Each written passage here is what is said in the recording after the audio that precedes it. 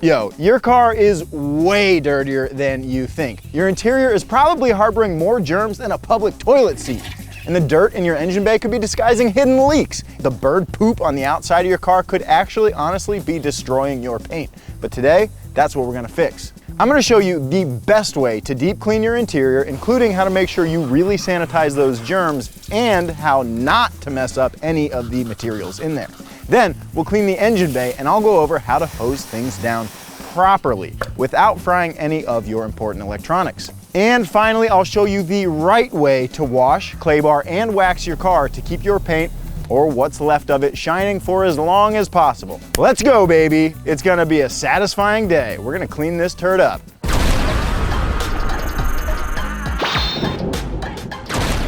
Okay, so we're pretty much all newfound germaphobes these days, right? Well, listen to this. The average American spends over 290 hours in their car every year. That's 7 40-hour work weeks in your car. Every time you get in and out, you're dragging germs in from the frightening outside, like the gas station. Gas pumps, for example, are over 11,000 times dirtier than a public toilet.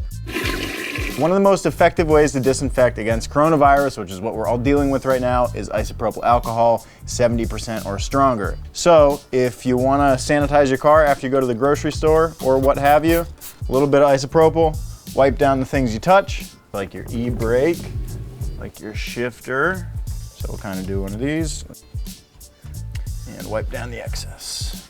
So a little isopropyl alcohol, that'll disinfect your car. I think that's a smart thing to do with everything that's going on right now. But we're gonna go way beyond that. We're gonna detail this thing. This thing's gonna be clean by the end of the day. We're not just disinfecting, and we're gonna start with the interior. The first thing we're gonna do with the interior is sweep it out. To do that, I'm actually gonna remove the seat. It might seem a little weird, but it's really easy to do, and it'll give us a lot of extra room to sweep, and we're gonna scrub the carpets. So let's yank them things out. It was 5 bolts. Center console is like 4 screws, I think, and then it's out. Might as well.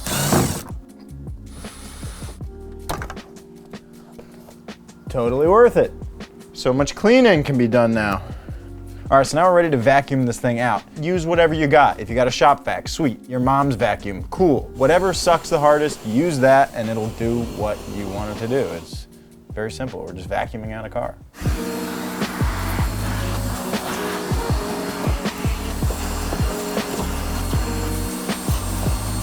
All right, we've got this thing vacuumed out. All the loose dirt and debris is gone, so we're gonna scrub the carpets. And for that, I'm using this. It's Turtle Wax. I've had good results with it in the past, but you can use any carpet cleaner you want. If you get your carpets too wet in the car, you can end up soaking like the foam padding behind the carpet. And if you do that, then you're gonna get some mildew and mold and your car is gonna smell terrible. So don't go overboard.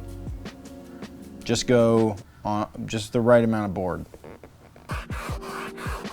Now what's nice about this stuff is that it's also good for use on the entire interior, so you don't have to be too careful when you're spraying.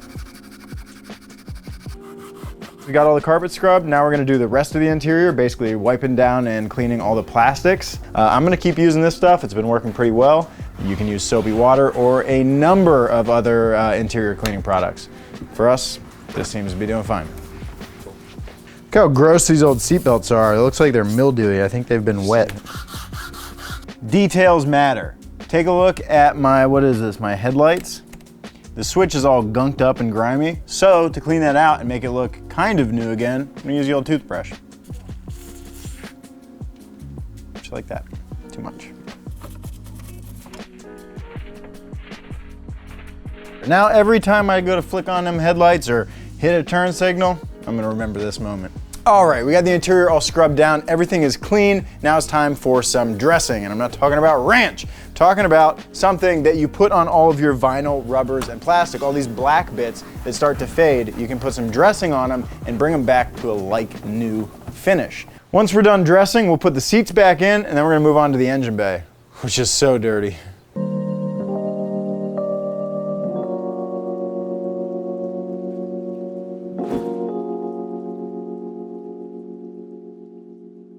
Journey of 1,000 steps starts with 1 mile.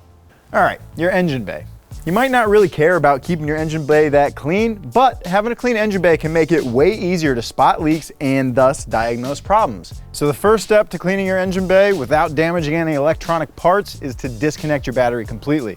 That way, if you do get water in a spot where you don't want it, there's no electricity. All you gotta do is let it dry out. All right, we're ready to clean the engine bay, but before we just go hosing stuff down and scrubbing, we just need to check all of our fluid caps, like our dipstick and our engine oil cover and our brake fluid, to make sure they're tight so that no water gets in, because we're gonna use some water in here. Then, I think I'm gonna remove the intake just to get a little bit more room. We're gonna clean the underside of the hood, and while we do that, it's a nice idea to do this to try to protect some of these electronics. Now, that said, everything in here is designed to be able to get wet. I mean, when you drive in the rain, this stuff gets wet.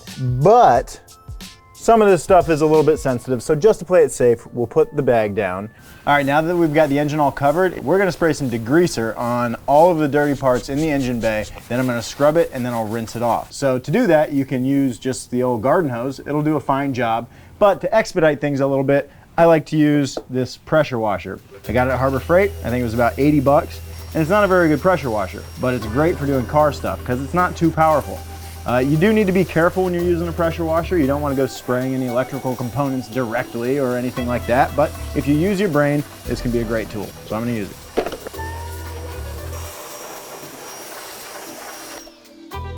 You know, this is really simple stuff. It's just spray some degreaser, scrub it down, rinse it off. Do that a few times and she's looking beautiful. All right, now the perimeter is pretty much cleaned up, so it's time to take the bag off the engine and clean that thing. It's a dirty engine. Boy, it's grimy. Well, I guess we better get started. We're gonna spray some degreaser onto the engine bit by bit, and we're gonna scrub it, and then we're gonna rinse it. It's really, there's nothing more to it than that. All right, now we've got a clean engine. It looks so much better than before. I'm honestly pretty impressed with how well this thing cleaned up. But now it's time to put on them finishing touches, because that's what really matters. We gotta dress it up. Let's make them plastics like new again. Looks so much better. I'm almost surprised with how well it cleaned up.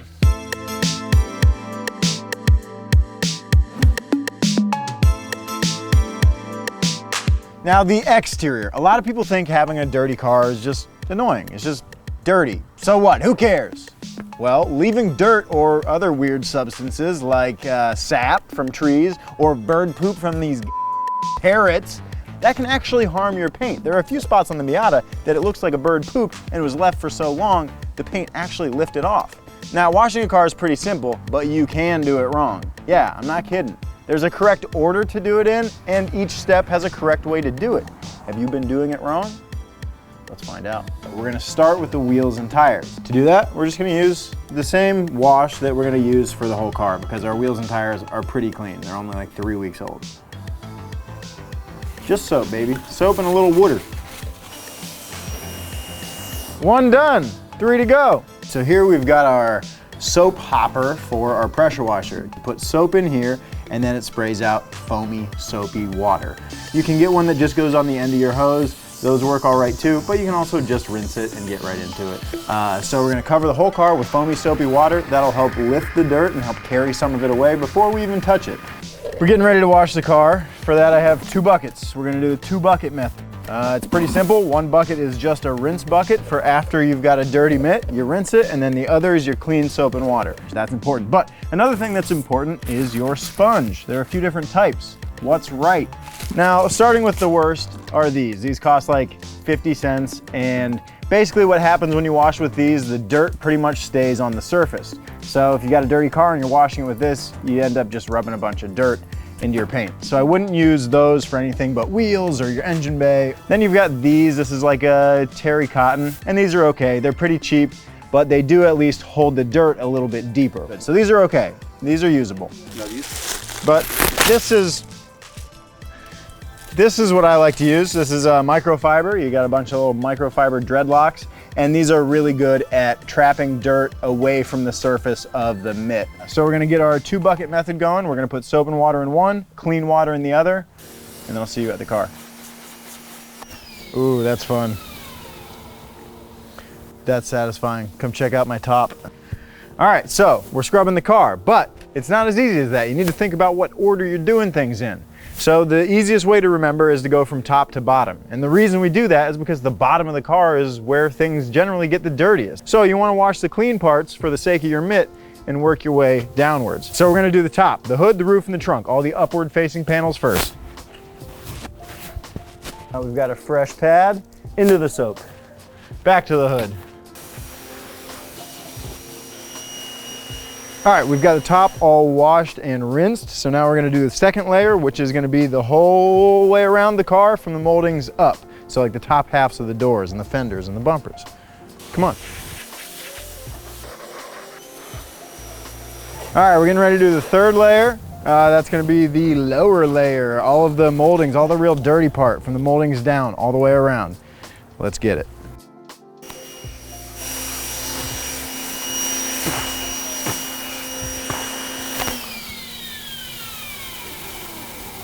Done.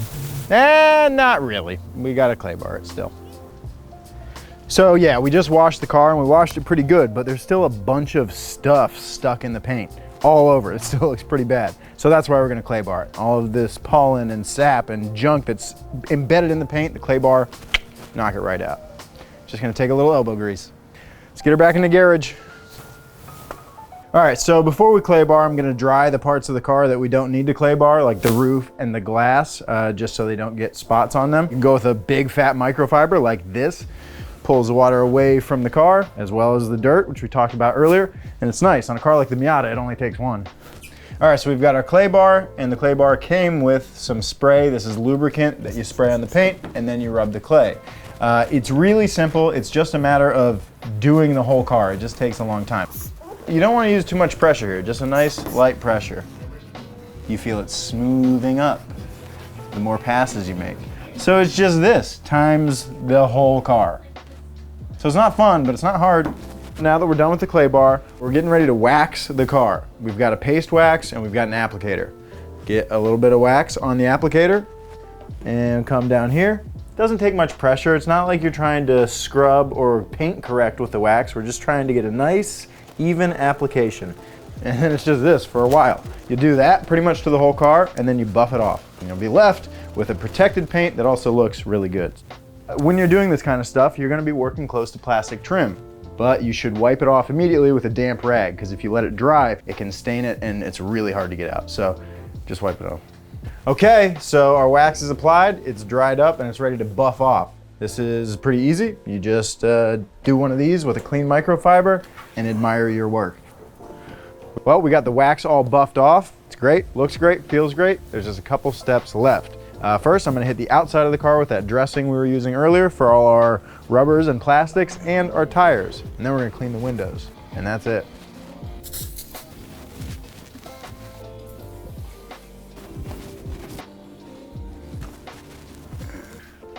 Well, the sun is set and the car is clean. That's it, baby. There's only one step left. That's to step back and admire your work. It still looks like shit. It's shiny. You might think that this is a clean car from like 20 feet away. And that's really what we were going for. There's no fixing this paint just by washing the car. Not insane. It does look a lot better though. And all it took was a few hours of work and some pretty simple products. So I hope you guys spend some time in the garage cleaning your stuff. And the really good news is that since we're not driving that much, this thing's gonna stay clean for a long time. So I hope you get out there and put to use what we talked about today. And I also hope that you subscribe to the channel and hit the notification bell so you can stay up to date on what we're releasing, because I'm telling you we're releasing stuff every single day. So please, in the meantime, follow me on Instagram to see more of what's going on with the Miata. Follow Donut Media at Donut Media across all social media. We'll see you guys next week.